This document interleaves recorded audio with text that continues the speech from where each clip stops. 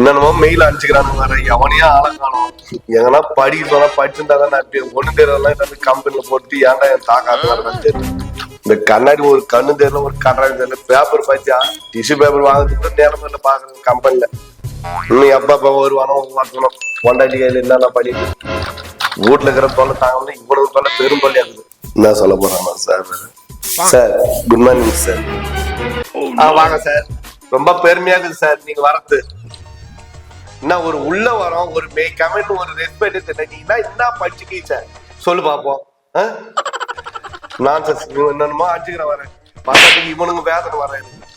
என்ன ஒரு சீட் கிடையாது பாடுற பையனை காலையில காலை கடனை முடிச்சானே இல்லையா கம்பெனி ஏன் கடந்து தூக்கிட்டு போறான் புரியுதா? வீட்டுல அவ தொல்லைன்னு பார்த்தா இங்க வந்தா உப்பு தொல்லை பெரும் தொல்லையாது.